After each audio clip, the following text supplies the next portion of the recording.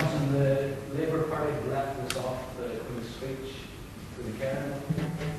Well, I think all members of Parliament actually care about this a great deal. I think that all the parties accept that there needs to be a radical shift in the way the House of Commons expenses and allowances operate. But I would also say, as a relatively new member of the House of Commons, when I came in 2005, one of the things that struck me was the House of Commons is an institution that actually doesn't serve us very well in terms of engagement with the public. I think most people only ever see Prime Minister's Question Time on a Wednesday when we're all shouting and there's lots of noise.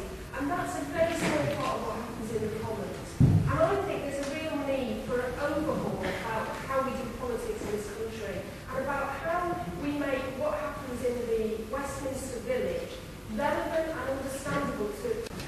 Well, I think the whole expenses episode has been embarrassing and shameful. But as I think Diana hinted at, we've got to keep it in perspective. We need to get it straight, we need to sort it out, and it's a pity.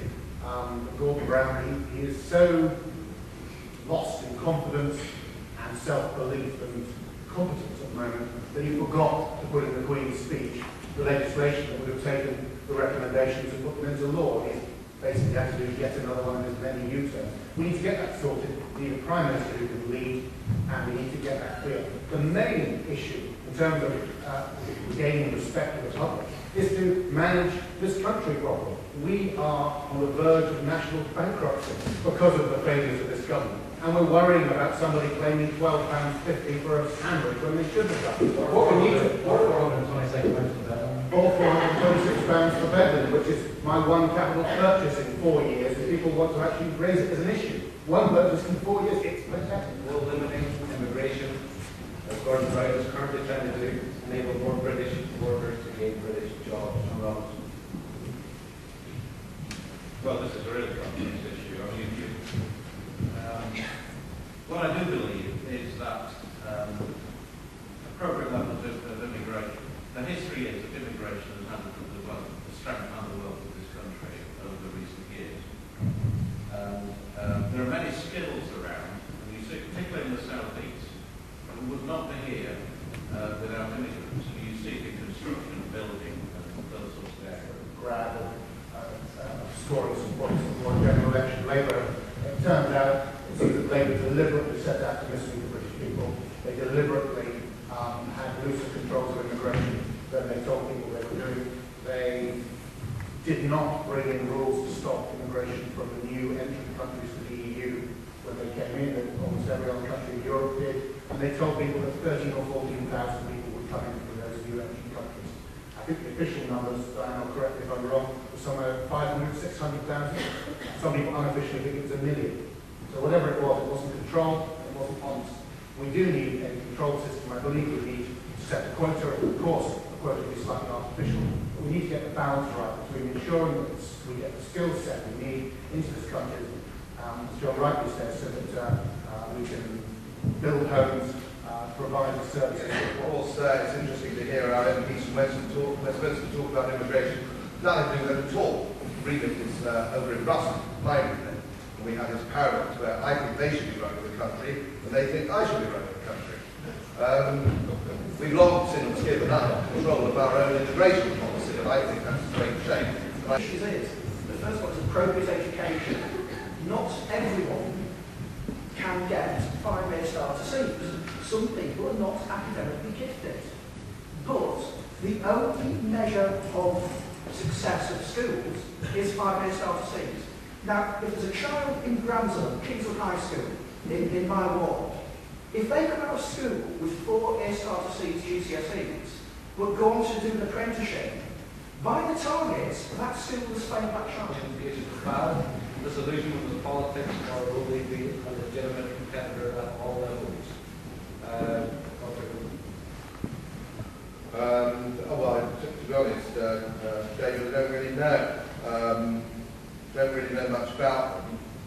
What I do think is that if you look at the statistics of those who vote for BNP, they tend to be old working class labour areas who feel completely and totally abandoned by the main parties and don't know where to turn. It is not my belief that the average English voter or voter for BNP is inherently racist. I think they're just desperate because they think nobody's paying any attention to them. Because of the rise of BNP, the percentage of vote can go up. European elections, most people don't take that seriously, rightly or wrongly. And here we are, after uncontrolled immigration, so many broken promises. Labour has imploded in traditional areas, and there's no one out there on the streets, no one knocking on the doors, listening to the issues, representing people. The BNP have tried to move into that void, and I think the fact that they've barely made any progress at all, don't be fooled with an PR election for Europe. They got a couple of seats across the north. They haven't grown massively, their votes haven't gone up massively, and I think given the financial recession, the broken promises on immigration, it's an enormous testament to the tolerance and decency of British people that in fact they rejected the BNP and other unpleasant racist extremists like that. And therefore I'm not only concerned, but it is about, I agree with Godfrey, it's about the main parties doing their jobs. We've got to knock on doors, we've got to be seen to champion people. If we do that, go back to the very first question, it's by actions on the ground, listening and working hard and sweating our brow that will rebuild respect for the central politics. Without it, then yes, the BNP could be a threat, but currently they're not. Every parliament has about 648 implemented. 646 MPs. So each parliament, each 5 years, we get that number of MPs in. Now, since women have first of all been allowed to vote and been allowed to stand as candidates to be an MP, we have only had less than 300 women in the House of Commons. Now, there's 650 MPs every time we have an election, nearly. So, it just seems to me that I can't believe, and I'm sure statistically, I can't believe that there have only ever been 300 women who have been, the best candidates. And that all those men who've served in all those parliaments since, 1920 onwards, have been the best. And I think we need to recognise that there is something in society that means women are discriminated against, and we need to do something about it. So I would very proudly say, yeah, I stood on an awful shortlist.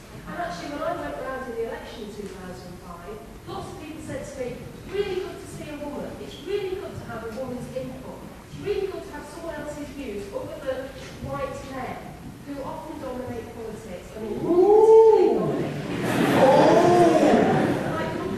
How racist was that, everybody?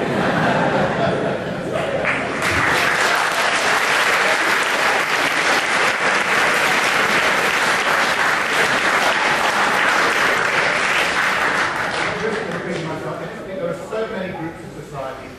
Have we had the number of active elderly people? If you're over 60 and you understand the problem, how hard is it to get elected to Parliament? It's tremendously hard. We need to do more. We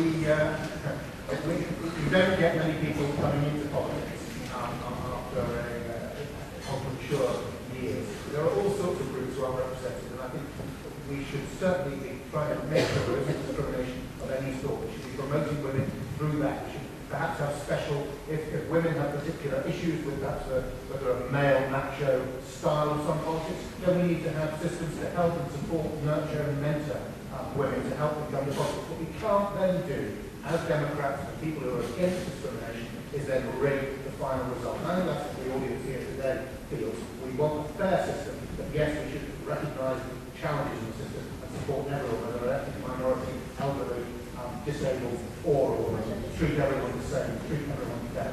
Right, we're thinking towards the next election, future elections. I'd just like to thank again, and I'm sure you'd like to show your appreciation for the panel, Godfrey Bloom, Graham Stewart, Diana Johnson, Karen Lynch, and John Roberts.